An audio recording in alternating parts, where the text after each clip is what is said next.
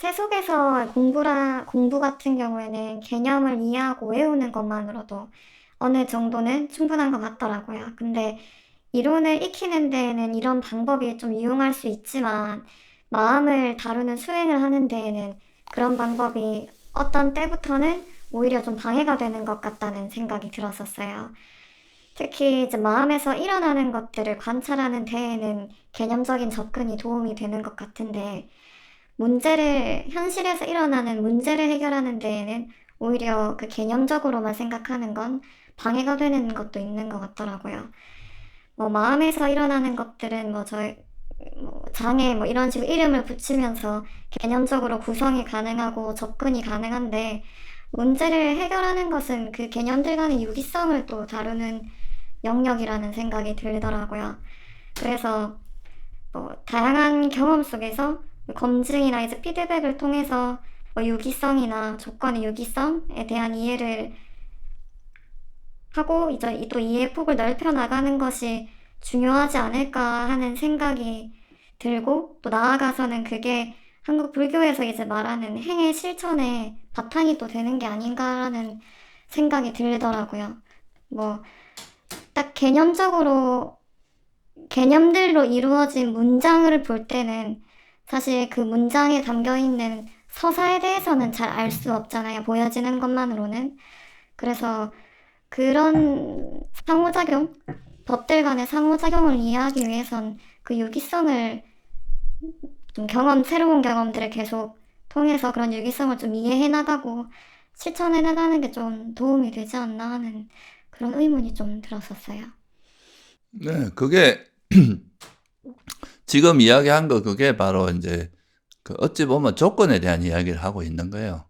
그러니까 우리가 현상에 대해서 그 법이라는 건 이제 관념적으로 이렇게 딱 우리가 경험하는 이 현상은 우리가 이름하여 뭐 탐욕이라 하거나 이거는 성냄이라 하거나 뭐 지혜라고 하거나 이렇게 이제 하나의 규정을 해주잖아요.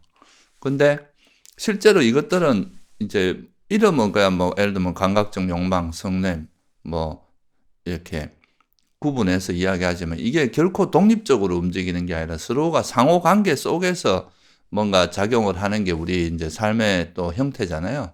어떤 인간관계도 보면은 내 혼자의 문제라기보다는 상대와의 그 어떤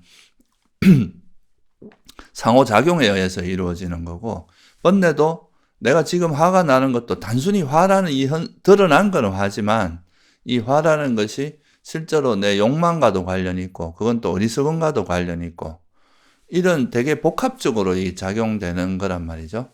그래서 이제 우리한테 일어나는 그런 현상들을 너무 이제 관념적으로만 접근하면 좀 기계적으로 접근하게 되는 그런 이제 오류가 생기기가 쉬운데 그 실제 그 우리가 경험하는 그 내용들을 좀 유기성, 그것의 어떤 관계성이나 이제 연관성 그런 거를 좀 이해하게 되면 훨씬 더 이게 다이내믹하게 좀 입체적으로 이해하게 되는 측면이 있습니다. 그래서 이게 이렇게 이제 여러 현상들이 있는데 그 현상들이 서로 뭔가 영향을 주고 뭔가 관련돼 있고 이런 모습들을 좀 체계적으로 파악하는 그게 바로 이제 우리가 불교에서 말하는 조건이고 연기의 가르침이거든요. 그래서 이런 그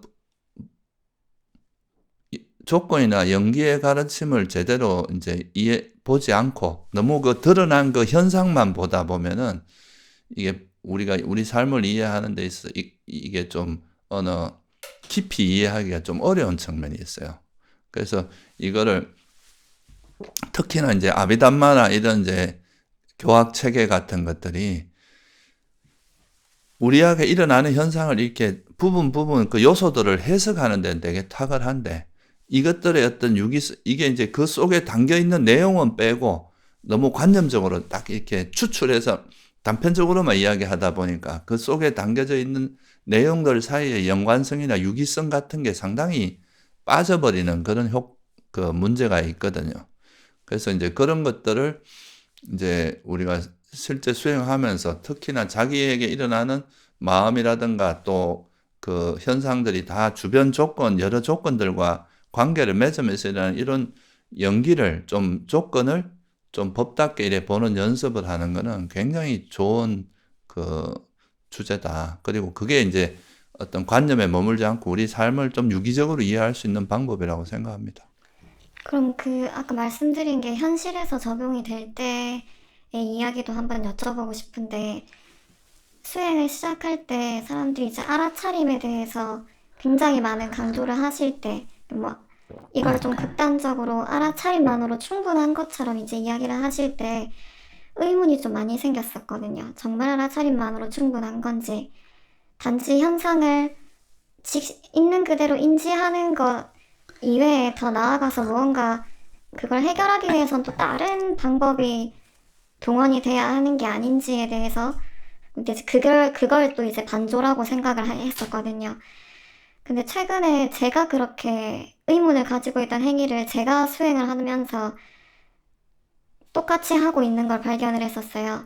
그 회사 생활을 할 때 저는 회사 생활도 수행의 연장선으로 계속 끌어오기 위해서 마음의 관찰을 하는, 제 마음, 어떤 일이 일어나도 제 마음을 관찰하는 쪽으로 계속 집중을 하다 보니까 주변 상황은 나아지는 게 없는데 제 마음만 계속 관찰을 하고 있더라고요. 그래서 제 마음을 관찰하는 힘이나 방법들은 조금 더 정교해지고 좀 더 세밀해지는 것 같은데, 사실상 제 마음만 알아차릴 뿐이지 주변 상황을 개선시키려고 하는 어떤 노력들은 하지 않으니까 이게 좀 어느 순간부터 내가 제대로 된 방법으로 하고 있는 게 맞는가 하는 의문이 계속 생기더라고요. 그래서 그때부터는 내가 뭔가를 좀 잘못하고 있는 것 같다.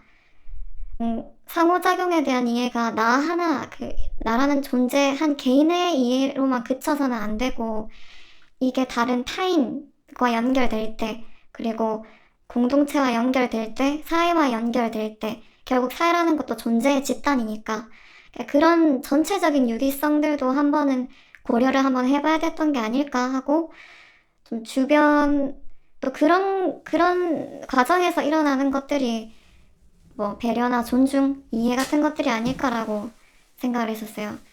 내가 너무 나한테 집중한 나머지 그런 것들이 좀 놓친 게 아닐까 하고. 그래서 그때부턴 다른 사람들의 이야기를 조금씩 들어보기 시작하게 되더라고요. 그런데 이야기를 들어보니까 그 사람의 입장에서도 충분히 그럴 만한 일들이 많이 있었더라고요. 근데 그때부터는 이제 제 마음을 관찰하는 그 수행, 어디에 달라붙지 않으려고 하는 수행도 계속하면서 그 사람의 조건도 존중해주려고 하는 그 균형감을 좀 찾아 나가려고 요즘은 좀 많이 노력을 하고 있게 되더라고요. 그래서 이것도 아까 스님께서 말씀 주신 그 좀 관념적인 것들이 실제 수행에 적용되는데 한 예로서도 생각을 해볼 수 있는지. 예, 그렇게 볼 수 있습니다. 그러니까 우리 같이 이렇게 좀 고요하고 외부 접촉이 좀 상당히 적은 곳에서는 어떤 자기에게만 집중하거나 이렇게 해도 크게 문제가 노출이 잘 안 될 수가 있는데, 그럼에도 불구하고 아무리 작은 집단이라도 뭐 어떤 관계는 있게 마련이잖아요. 그러니까 내 마음에서 움직이는 게 이런 관계와 무관하지 않다는 거죠. 예를 들어서 뭐 아침에 누구하고 싸우면 앉아 있는데 그 쌓았던 이야기들이 생각나고 그걸로 인해 번뇌가 발생하게 되잖아요. 그러니까 현재라는 것은 내 마음이 지금까지 어떻게 흘러왔는 거에 대한 어떻게 보면 이제 결과로서 드러나는 거라고도 할 수 있고, 또 현재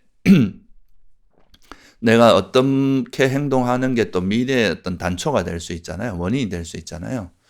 그래서 이 관계 속에서 현재 나한테 일어나는 이 마음도 결국은 그 대상들이 나한테 미치는 영향이 없을 수가 없거든요. 그러니까 그런 관계성을 이해를 하면은 오히려 내가 더 마음을 평온하게, 이런 관계 속에서 일어나는 걸 알고 이런 관계 속에서 일어나는 것을 이게 다 조건 지어진 거라는 것도 이해하고 이러면 이런 것들에 대해서 너무 내가 통제하려고 하지 않으면서 그 속에서 이제 내가 할 수 있는 적절하게 지혜롭게 대처하는 방향으로 대응을 할 거 아니에요. 그죠? 근데 주변 상황을 고려하지 않고 나는 내 마음만 고요하고 내 마음만 그거 하면 돼 하고 이제 바깥에 그걸 닫아 걸다 보면 이걸로 인해서 오히려 아무래도 이제 가까이 있는 대상들이 영향을 안 줄 수 없는데 그걸 외면하고 하다 보면 이걸로 인해서 오히려 또 내 마음이 더 어지러워지고 더 복잡해지는 그런 과정을 겪을 수밖에 없는 거죠.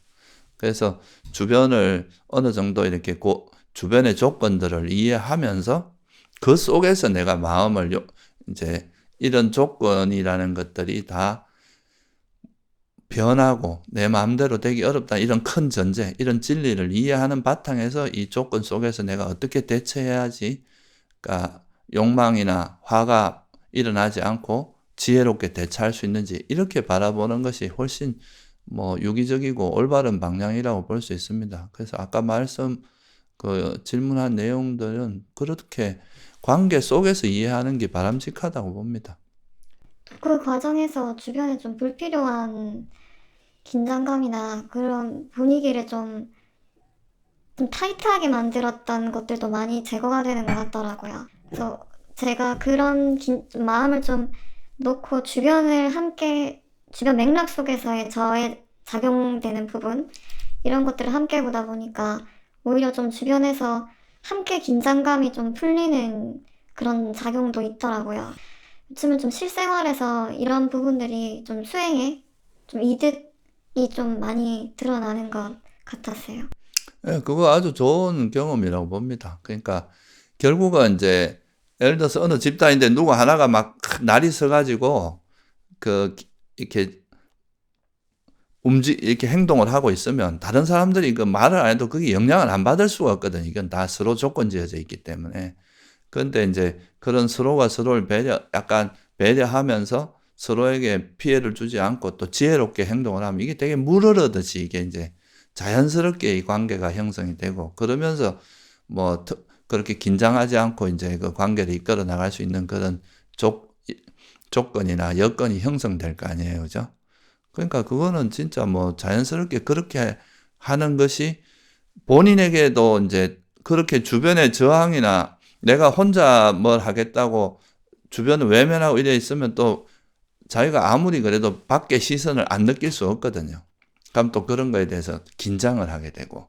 그런데 이런 게 부드럽고 원활하게 잘 이렇게 이루어지면 본인 스스로도 긴장이 풀리고 주변도 이제 되게 긴장도 풀리고 아주 좋은, 그러니까 자연스러운 흐름으로 흘러갈 수 있게 되겠죠. 그래서 그거는 좋은 방향이라고 생각합니다.